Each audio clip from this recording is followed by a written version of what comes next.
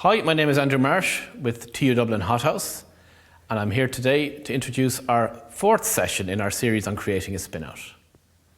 In previous sessions, we've talked about your motivations for starting your business, the process within TU Dublin for starting a business, and in follow-on sessions, we're going to talk a little bit about intellectual property and the roles and responsibilities of being a director of a company. Today's talk is very much focused on how to fund your business to get it ready to the stage of investment. We're going to talk about the Enterprise Ireland Commercialization Fund. We have Majella Maher and Tom Melia from Enterprise Ireland who are going to give us an overview of the Commercialization Fund. And I'm very pleased to have Iftekhar Hussain, who's a postdoctoral researcher currently working on a commercialization fund, who's going to give us an overview of his experience with the Commercialization Fund. So first up, we have Majella and Tom, who are Senior Commercialization Specialists with Enterprise Ireland, to give us an overview of the programme. Hello, my name is Thomas Melia, and I am joined on this presentation today by my colleague Majella Maher. We are part of the Research and Innovation Division of Enterprise Ireland, and today we're going to talk to you about the Commercialization Fund and generally how we support third-level entrepreneurs. So who are we? Who are Enterprise Ireland? We are the agency, or one of the government agencies, tasked with job creation and growing Irish companies. And we do this in conjunction with some of our sister agencies, so the IEA, famously, SFI, and Local Enterprise. So why so many different agencies? Well, hopefully this slide will give you some idea of that. The equation you have here is used generally to measure the GDP of an economy. So that's the total amount of finished goods and services produced in an economy. And in most Western governments, this equation is used to drive economic growth and is used sort of like an engine. In Ireland, we have different agencies that drive different parts of this engine, essentially. So the local enterprise offices will drive the local economy. So those small micro businesses that will hopefully grow into larger ones. Famously, the IDA for many decades have been bringing direct investment into the economy from foreign multinational companies.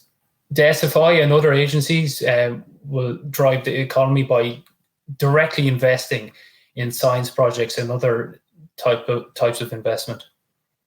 And Enterprise Ireland, we're in charge of the trade side of things. Our goal is to develop Indigenous Irish companies that export products and services globally. We now regularly achieve a very desirable 20 to 30% trade balance every year, and we support a comparable number of jobs to the multinational sector. Everything's going quite well using this model, and we have quite a robust economy and going into the pandemic and coming out of it again. A central part of our development strategy is the support of new innovative startups. That's a big part of what we do at Enterprise Ireland. We typically fund 150 to 200 startups every year through the high potential and the competitive start supports. These are highly sought after and usually a door opener for much bigger investments. Less well-known supports are the Commercialization Grants. These are actually much lower risk. There's no equity sought with these supports, and by accessing them, you'll have a lot of support from the TTO office and the institute in general. This type of funding is made for third-level entrepreneurs and is actually only accessible by third-level entrepreneurs. So as an entrepreneur, you no doubt have done some research on what funding is available to you. And you will have encountered a lot of different grants and awards, and it can be quite confusing. So which have you the best shot at, and when should you go after them? This slide will hopefully give you some idea of this. Most of you, I'm guessing, will be at idea stage right now. Perhaps you have a prototype, so a minimal viable prototype might be in the offing, but you're more than likely you're at this early stage of idea creation. This really means that the investments you should be looking for are pre-seed in nature. You shouldn't go near the venture capital guys or anything like that yet. So you're in this pre-seed stage, and the traditional investors in purple here will be friends and family, accelerators, and perhaps angels. You'll also see in parallel the supports that Local Enterprise Office and Enterprise Ireland offer. So many of your peers will have successfully launched their businesses using things like the Competitive Start Fund and Newer Frontiers Incubation Program, and then jumped into the High Potential Startup Program. In this presentation today, we'll be focusing on the Commercialization Fund and the feasibility associated with it. These are specific pre-seed grants for third-level entrepreneurs, so they're specifically designed for you guys. And my colleague Majella I'll hand over to her now, and she's going to talk you through some of the specifics of these supports. Hi everybody, great to have this opportunity to give you a little bit more detail on the Commercialization Fund Programme. As my colleague Tom said, the Commercialization Fund Programme is aligned to Enterprise Ireland's mission of business development. The Commercialization Fund Programme puts this pre-seed funding into teams in the universities and research performing organisations to help them to technically and commercially de-risk their innovations with the intent of commercialising these ideally through startup companies. The Commercialisation Fund Programme is a partnership between ourselves and Enterprise Ireland, working closely with the technology transfer offices and with yourselves, the teams in the university who want to commercialise their research. There is a group of us commercialisation specialists who work across the different institutions, and we have very strong relationships with the technology transfer office or equivalent in the institutions. If you're interested in exploring the Commercialization Fund Programme, our advice to you is to talk to your technology transfer or equivalent office in the first instance, and they will connect you to us, and then we can start that conversation. We are constantly engaging with teams in the universities and institutions. So please, if you have an interest in the Commercialization Fund Programme, start the conversation. We have 2 grants available through the Commercialization Fund Programme. We have our Commercial Case Feasibility Grant. You can apply for this at any time.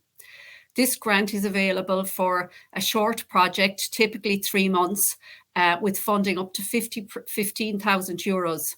The funding is available to the research team working in conjunction with the Technology Transfer Office to engage those external domain experts that will help to scope the business case or commercial idea for your technology.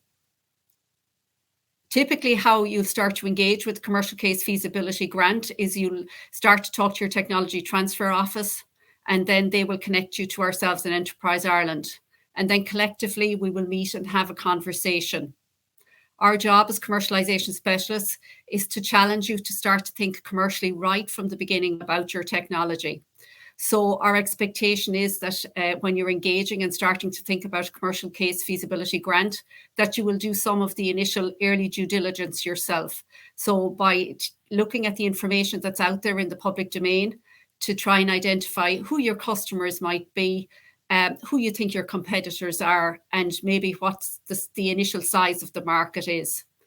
Then we will start to introduce you to tools like the Business Canvas, and ourselves with the Technology Transfer Office working with you will map out what we think that initial business plan might look like. This will help us to develop what the key tasks of the Commercial Case Feasibility Grant should be. Who do you need to talk to get more information? Where do you need to go to get that additional information? The types of tasks that will be undertaken as part of a Commercial Case Feasibility Grant include market validation, competitor analysis, looking at the business models that might be applicable for commercializing your innovation. And for certain innovations, there may be a need to get an early view on what the regulatory pathway might be. There may also be a need to do an initial patentability analysis. The business consultants or regulatory consultants that you engage to undertake the feasibility project for you will do a lot of the information gathering. However, there is an element of the primary research where there's an engagement with customers and stakeholders and that pathway to the customers that we strongly encourage all our research teams to get involved in, because these are extremely valuable in gathering the information that will help you to understand what the commercial case is here, what the real solution that's required to fit the market need. So at the end of a feasibility, then we will get together with you and with the technology transfer offices, and we'll assess all the feedback that has come in. And we will then decide whether whether you should move forward for a full commercialization fund grant. The commercial case feasibility, as I said, it's open all of the time, and we have a very high success rate. More than 90% of applicants who come into the commercial case feasibility grant are awarded funding. And it is something that we do encourage early stage researchers or researchers that are new to the commercialization fund to consider as their first entry into the commercialization fund programme. The second grant that we have available in the commercialization fund is our commercialization fund grant. You can apply for this grant usually twice a year in February and July. And outside of that, for very strong, compelling applications, we have the option to bring those into the programme on a case-by-case basis. The grant funding that's available through this award ranges from 80,000 to north of 500k, depending on the technology and the sector. We fund across 3 sectoral areas. We fund in life sciences, we fund in information and communications technologies, and we fund in manufacturing, engineering, and energy and food commercialization. The funding that's available allows the team to commercially and technically de-risk their technology and to bring it to a point where at the end of a commercialization fund grant, which can be typically 1 to 3 years, although the norm is generally around 2 years, the technology is investment ready and there's a credible business plan for a startup built around the proposition. For a credible commercialization fund application, there are certain criteria that the application needs to meet. You need to have a strong team built around the proposition. The proposition needs to be innovative. It needs to be addressing a clear market need, and you need to have validated that need. You need to be able to protect the technology, and ultimately the plan needs to be exploiting it commercially to have economic impact in Ireland, and typically that will be through the creation of a startup company. We don't expect you to be able to answer all of the questions when you come into us with the commercialization fund application. What we expect is that you recognise what you will need to do over the course of the period of the project to actually develop a strong proposition that is ready for startup and investment by the end of the period of the commercialization fund project. Typically, as Tom indicated earlier, we fund about 50 projects each year. Those projects, when they come into us, they don't compete against each other for funding. What they compete against is a bar in terms of is the commercial case sufficiently compelling to warrant funding, and will this team be able to bring the technology forward and realise a startup company and attract the follow-on investment that will be required at the end of the commercialisation fund project to bring it on the next stage of the journey in bringing the product to market. What are the benefits to you from getting involved in the commercialisation fund programme? Well, the first thing is that you have access to people like myself and Tom. We're commercialisation specialists, and as I indicated earlier, they're commercialisation specialists assigned to all of the institutions in Ireland. And we, and along with other colleagues in Enterprise Ireland, essentially partner with you from preparation of application to product, almost product on the market. We work with you, we help you and support you and guide you when you're preparing your applications for the programme. If you're successful and you have funding awarded, we effectively act as monitors and somewhat programme managers or project managers on behalf of Enterprise Ireland. But we also, very importantly, work with you to bring in the right supports that you need, in particular to support the commercialisation journey that you embark upon. One of the opportunities and benefits to you of getting involved in the programme is it gives you the opportunity to expand your team, to add new skills. In particular, and very relevant for commercialisation fund projects, you can add commercial skills. But outside of that, you can also access through the programme and through the project other third-party skills like regulatory, reimbursement, manufacturing design skills, usability design. So, when you're putting in your commercialisation fund project to us, we will guide you in terms of requesting budget for what we believe would be the necessary additional skills or expertise to access to really allow you to develop and strengthen your proposition so that at the end of the Commercialisation Fund project, it is ready for investment. We will help and support you to bring commercial support into the team. We strongly encourage you to try and do that right from the beginning of the project. And I suppose optimal projects typically will have a commercial lead embedded in, salaried in as part of the project team, working either part-time on a part-time basis or evolving to a full-time basis over the project as is required. Within Enterprise Ireland, we also have other programs that you can access. We have our business partner program. We have commercial experts who have declared that they want to come in and get involved in new startup propositions. And we fund them to work with the team for 6 months to help the team to develop their business plan with the view to, if the chemistry and everything works out, that commercial expert will stay involved with the team, will spin out of the institution with the team, and will help to raise that investment that's required to bring the spin out on the next leg of the journey. We also have our mentor support. Again, these are commercial and experienced business experts who will meet with the team up to 10 meetings over the course of the project. And the team then can avail of that expertise. That mentor will guide them in terms of what they need to consider in developing their business plan and commercial strategy, and also can link them into their own network. These resources are very, very important and very applicable to Commercialisation Fund projects. Over the course of your Commercialisation Fund project, you have access to the Market Research Centre in Enterprise Ireland to enable you to continue the secondary markets research that will have started if you've had a feasibility or that you'll start to embark upon as part of the commercial activity in your Commercialisation Fund project. Additionally, the commercialisation specialists will link you to other third parties who can give insights into your technology, how to go about commercialising it, and helping you really to refine over the course of the Commercialisation Fund what your core value proposition is, what type of evidence you need to build around that. So again, by the end of the Commercialisation Fund, you have a very strong proposition to go to market with. When you get a Commercialisation Fund project, you join our Commercialisation Fund network. This gives you access to peers who've also been funded within your own institution and beyond that in other institutions who are also undertaking Commercialisation Fund projects, so that you can share your learnings and your contacts as you move along in the journey. We also help you to upskill in skills of customer discovery and use of the business canvas. We provide sessions to you on what you need to consider in forming your startup team, who your co-founders should be, how to pitch your innovation, what follow-on funding supports are available to you, and how you might access those. And for you personally, what type of benefits does it bring to you? Well, firstly, it allows you to take your technology and innovation out of the laboratory into the real world and see it used in a purposeful way.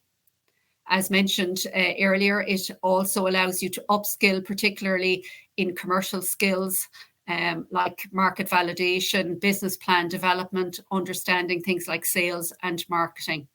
It can also provide you with an alternative career path. So if you want to consider a career path that's beyond the academic environment, getting involved in a Commercialisation Fund project and getting involved in spin-out development allows you to do that.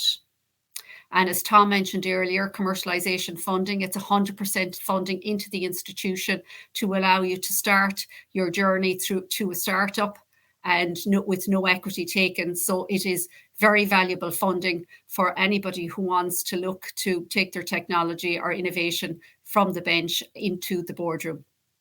And now my colleague Tom is going to just take you through a case study that he's been involved in, just again to I suppose highlight to you the journey that teams go on with the Commercialisation Fund and relevant associated supports. Thank you, Majella. So I thought I'd give one small example that's live in TU Dublin at the moment that will give you an idea of how people are working their idea forward, how they've been able to access different supports. This particular case is called Smart Margins. So the promoter here, Anastasia, she would have initially come up with an idea for automating specific aspects of the sales process. For many online businesses, they actually have quite a big problem managing their catalogs of prices. So it's not like a traditional business where you might do a update of your price list once a year. It's a much more dynamic environment now. When you're engaging online with people from all over the world, you'll have lots of fluctuations from competitors, different cost price increases and decreases, seasonal demand, supplier pricing. All of these things can impact your sales margin in a bad way if you're not careful, and it can become quite intractable if you have any number of product, any kind of size of a catalog at all, trying to manage this. And the classic kind of spreadsheet type approach often comes unstuck quite quickly. So Anastasia kind of recognized this problem was present in a lot of kind of small and medium online retailers. And she would have initially engaged with us through the New Frontiers program, which is hosted in TU Dublin. And she would kind of develop the initial business model there and come up with the start of an MVP based around a rules-based engine. This she was able to try with different Irish startups, particularly Thriftify. And she was able to show initially, even with that initial model, that there was a definite uptick in sales possible and reduction in margin erosion.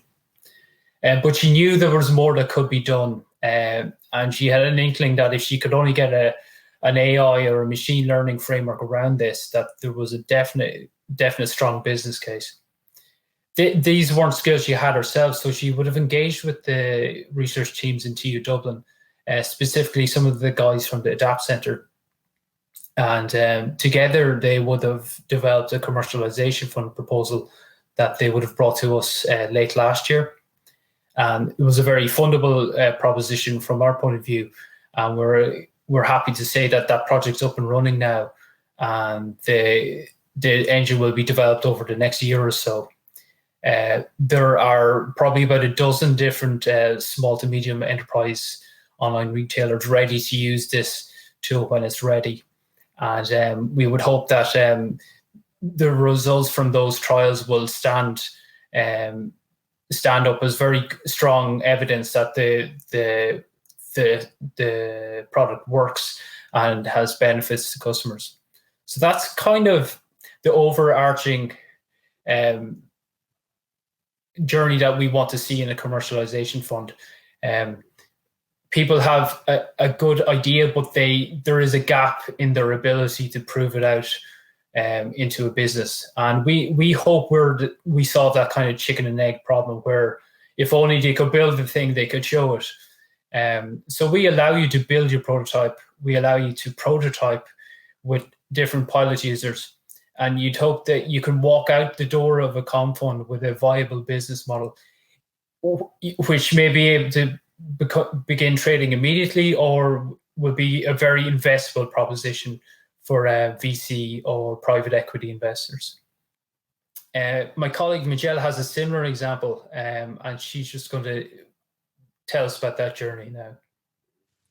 Yeah, thanks, Tom. So a little bit of a different example in the life sciences side, and I suppose I've chosen this one to really highlight that particularly in life sciences, the journey to commercialization can be very long. So this proposition began supported by Strand 3 funding in IT Tala back in 2008, where the principal investigator started to look at identification of antigens towards vaccine development against a particular genus of bacteria known as Burkholderia species.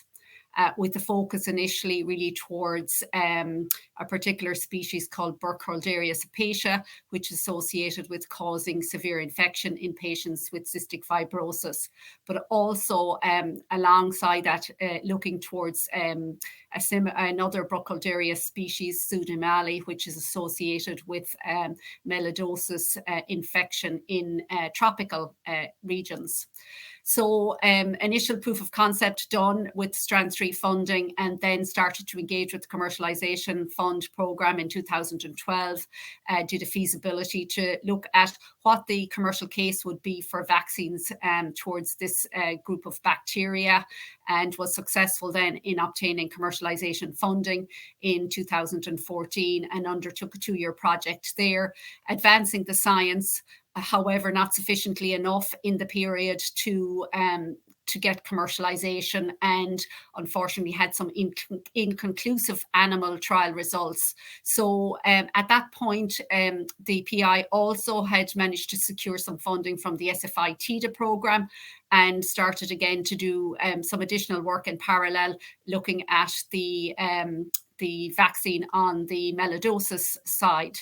The PI then moved from IT Tala to UCD and continued on the journey over the next number of years, advancing the science.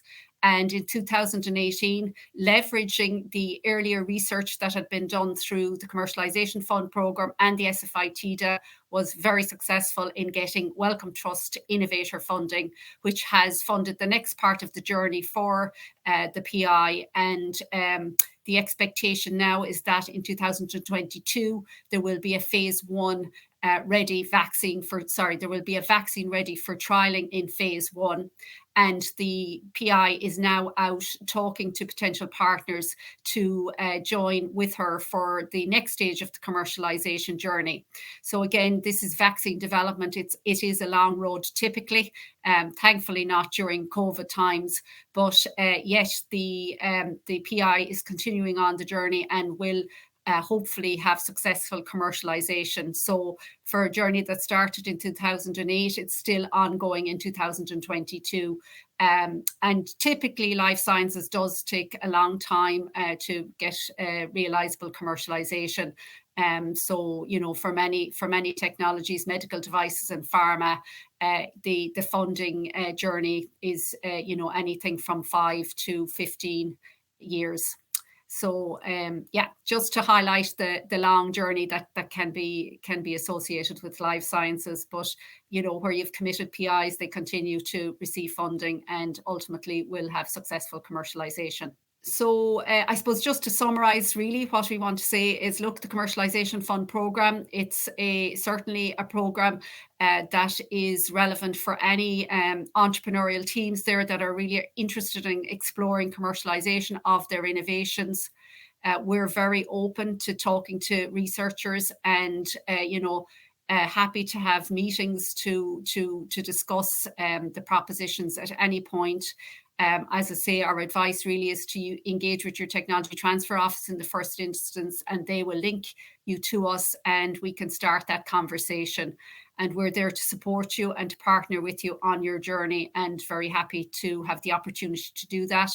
In terms of TU Dublin, myself, Tom, Melia and Barry Fennell are the commercialisation specialists that are ready to engage and to support you on your journey.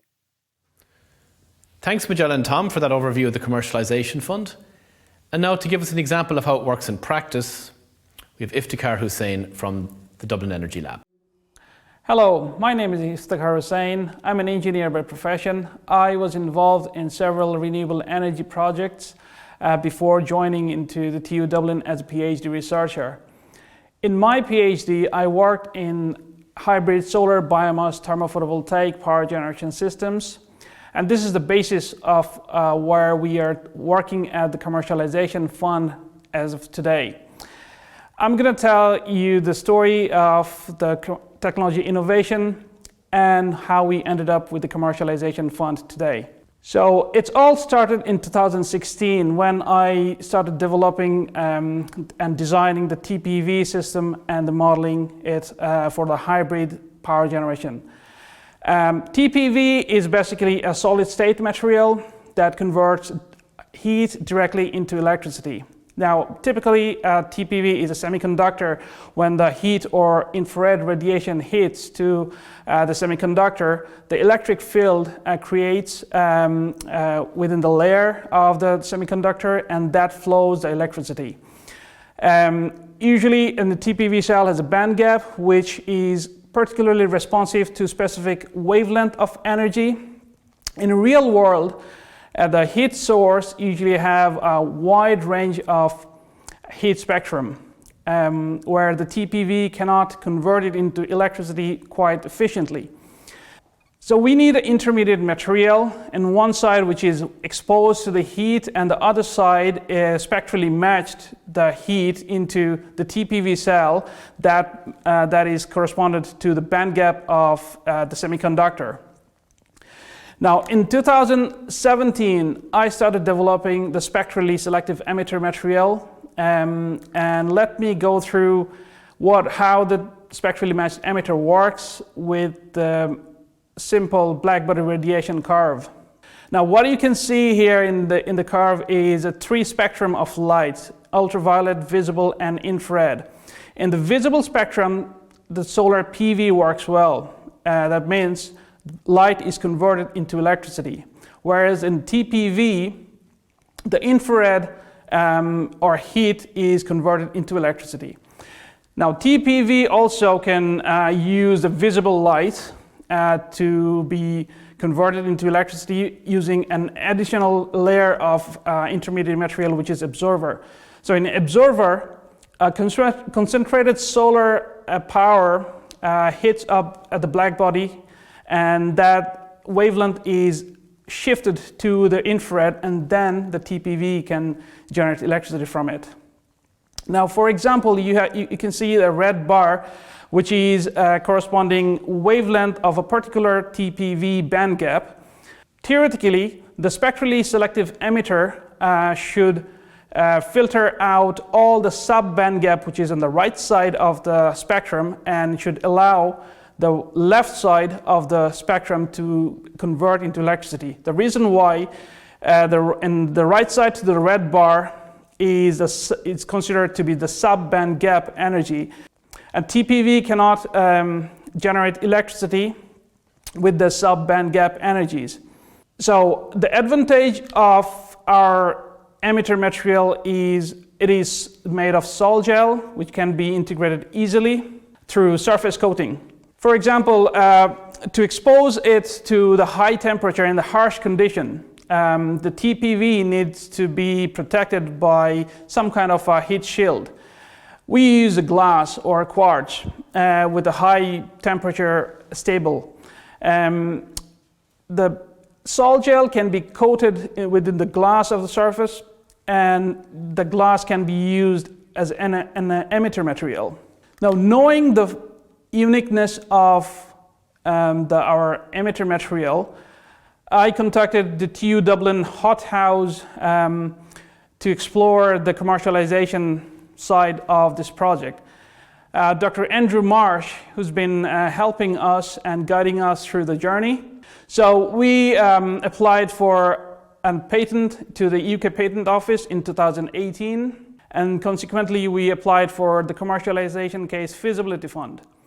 At that point, we got €15,000, which we used to get one expert on board to this project, because I was a completely technical guy, not knowing much of the market scenario. We know the technology well, so we need to establish a bridge through the technology and the market.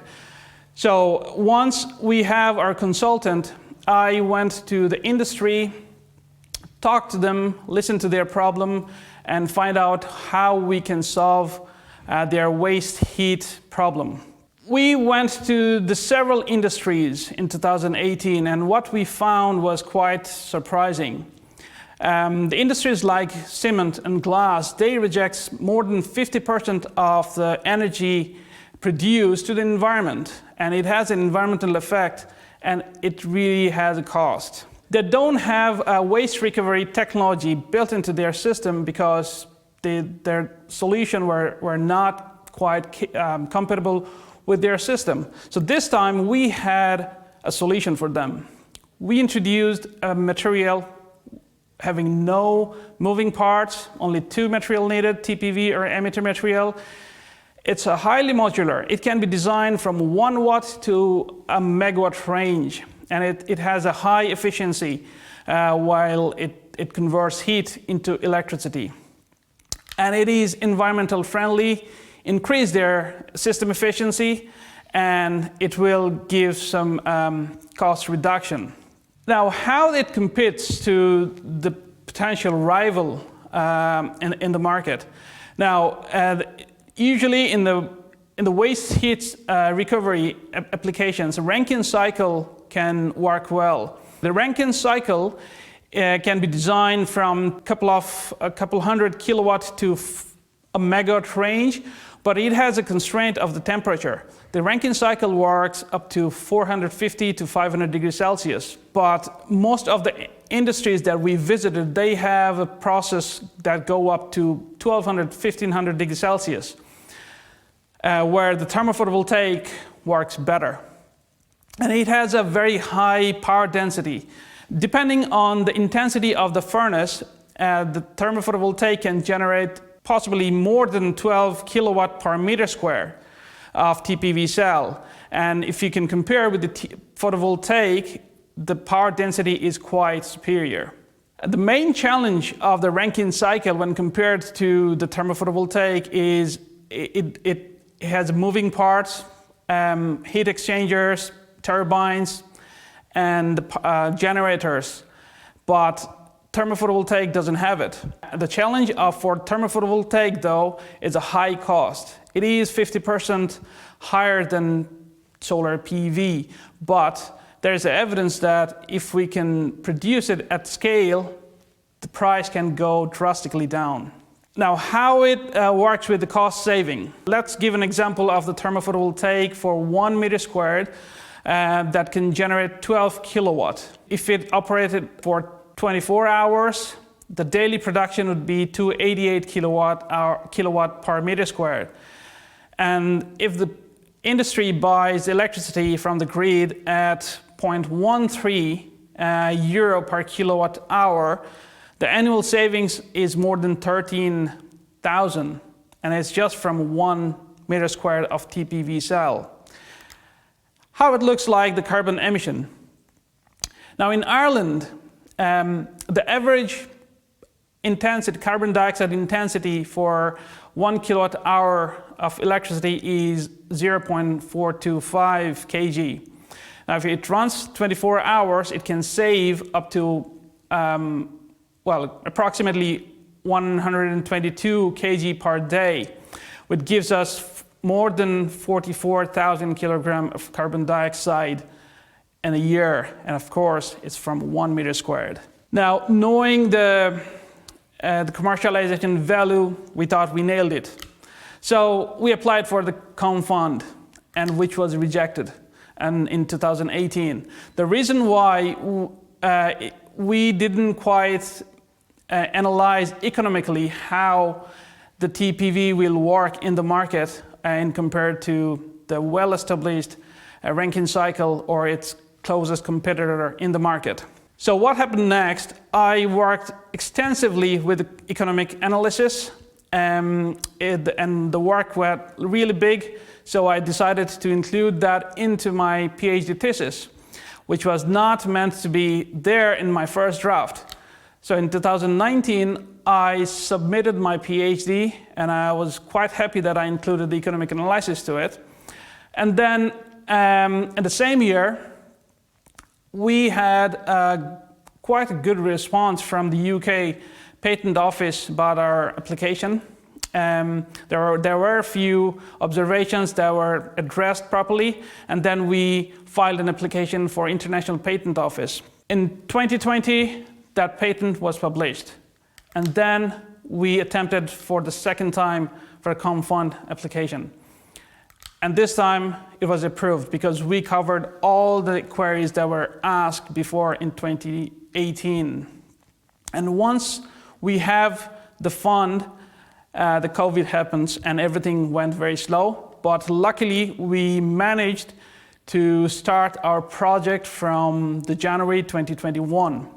And this fund is quite helpful for building our team because the idea is to spin out at some point, maybe in a couple of years' time, and we need a team. And at this point, we had only the lab test, some theoretical values, validated results, but we didn't quite do an industrial trial, which we really need to know the unknowns. So we have a team, and I'm happy to introduce our team. And the principal investigator is Professor Brian Norton, who was also my PhD first supervisor. He's currently working as a head of energy research in IERC. Dr. Mohammed Ubaha, he's a formal collaborator of this project. He was a mentor to me for material development. He's with the CREST. And Professor Aidan Duffy, who is also a collaborator and the center manager of Dublin Energy Lab, and he was also my second supervisor of my PhD project. I am working as a postdoc, managing the technical and commercialization side. Dr. Aoife Kelly, who joined last July as a commercialization lead, who's liaison with industries. Graham Buckley, who's project engineer, joined back in August this year, and he's overseeing the lab test and industrial trial.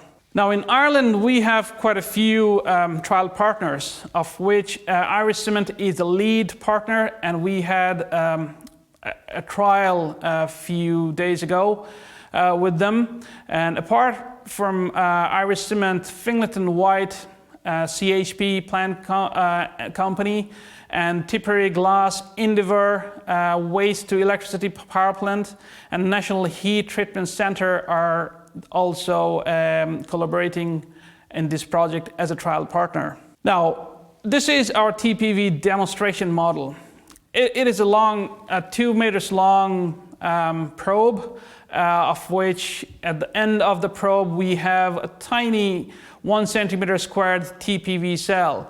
It looks tiny, but it can go up to 1500 degrees Celsius to generate electricity.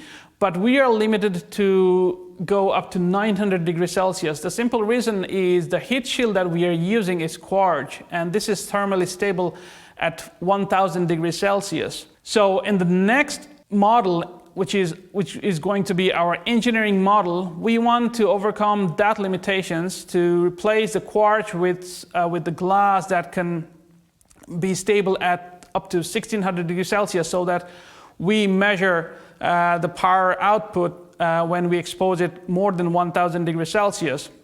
And we want to have a bigger size of the Tpv cell. Probably it will be 10 by 10 centimeters squared. And that'll be our engineering model in industrial trial. So thank you very much for listening to me. If you have any question, I will be happy to answer it. So thanks to all our panelists for those very interesting and informative talks.